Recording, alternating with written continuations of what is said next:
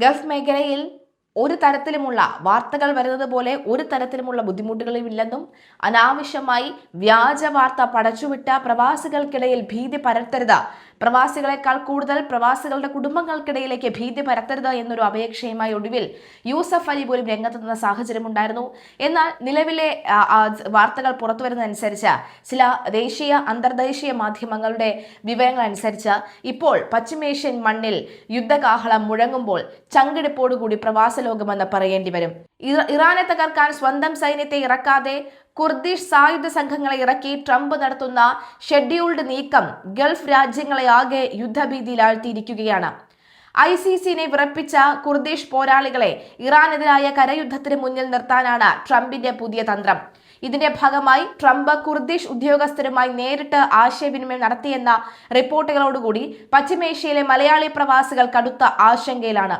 Saudi Arabia, UAE, Kuwait, Qatar തുടങ്ങിയ രാജ്യങ്ങളിലെ ദശലക്ഷക്കണക്കിന് മലയാളികൾ എന്ത് സംഭവിക്കുമെന്നറിയാതെ ഭയപ്പാടിലാണ്.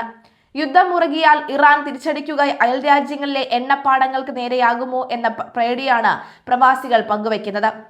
കുർദുകൾ കൂടി യുദ്ധരംഗത്തേക്ക് എത്തുന്നതോടുകൂടി പോരാട്ടം ഇറാൻ അതിർത്തി കടന്ന് പശ്ചിമേഷ്യയാകെ വിഴുങ്ങുന്ന രീതിയിലേക്ക് മാറാൻ സാധ്യതയുണ്ടെന്നാണ് വിലയിരുത്തൽ.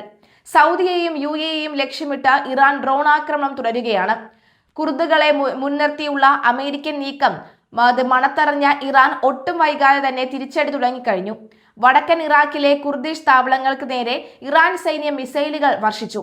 3 മിസൈലുകൾ ലക്ഷ്യസ്ഥാനത്ത് പതിച്ച ആക്രമണത്തിൽ ഒരാൾ കൊല്ലപ്പെടുകയും 3 പേർക്ക് പരിക്കേൽക്കുകയും ചെയ്തതായി BBC സ്ഥിരീകരിച്ചു. എന്നാൽ ഈ ഭീഷണികൾക്കിടയിലും കുർദിഷ് ഫ്രീഡം പാർട്ടിയുടെ പോരാളികൾ ഇറാൻ അതിർത്തിയിലേക്ക് നീങ്ങിക്കഴിഞ്ഞു.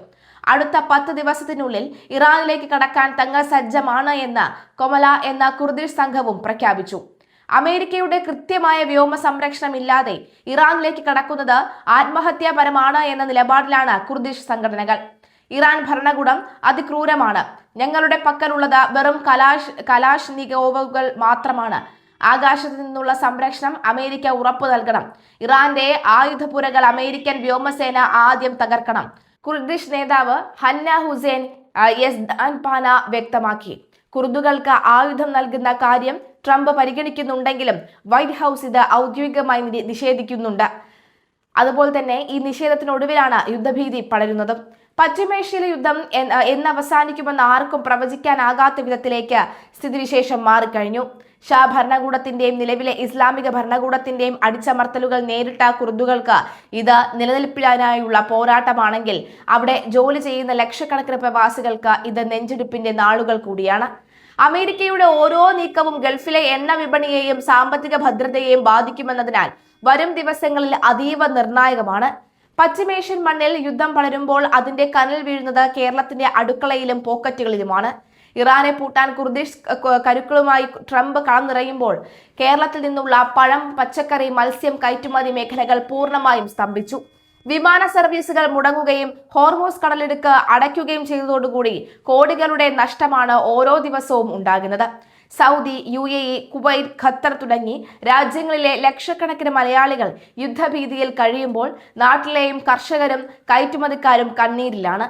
റംസാൻ കാലത്തെ സജീവമായ ഗൾഫ് വിപണി ലക്ഷ്യമിട്ട് തയ്യാറാക്കിയ ടൺ കണക്കിന് പച്ചക്കറികളും പഴങ്ങളും വിമാനത്താവളങ്ങളിൽ കെട്ടിക്കിടന്ന് നശിക്കുകയാണ്. കേരളത്തിലെ വിമാനത്താവളങ്ങൾ വഴി പ്രതിദിനം ശരാശരി 150 ടൺ പഴം, പച്ചക്കറി വിഭവങ്ങൾ ഗൾഫ് രാജ്യങ്ങളിലേക്ക് അയച്ചിരുന്നു. ഇതിൽ സിംഹഭാഗവും തിരുവനന്തപുരം വിമാനത്താവളം വഴിയാണ് പോയിരുന്നത്. എന്നാൽ ഗൾഫ് മേഖലയിൽ വിമാന സർവീസുകൾ റദ്ദാക്കിയതോടുകൂടി ഒരൊറ്റ ടൺ പോലും കയറ്റി അയക്കാൻ കഴിയാത്ത അവസ്ഥയാണ്. ഇതോടെ ഗൾഫിലേക്ക് അയക്കാൻ കരുതി വെച്ച സാധനങ്ങൾ തുച്ഛമായ വിലയ്ക്ക് നാട്ടിലെ ചന്തകളിൽ വിറ്റഴിക്കേണ്ടി വരുന്നത് കർഷകർക്കും വ്യാപാരികൾക്കും കനത്ത പ്രഹരമായി. നിലവിൽ ഒമാനിലേക്ക് മാത്രമാണ് വിമാന സർവീസുകൾ ഭാഗികമായെങ്കിലും ഉള്ളത്. എന്നാൽ ഈ അവസരം മുതലെടുത്ത് വിമാന കമ്പനികൾ സാധാരണ നിരക്കിന്റെ 3 ഇരട്ടിയാണ് ഈ കാർഗോയ്ക്ക് ഈടാക്കുന്നത്.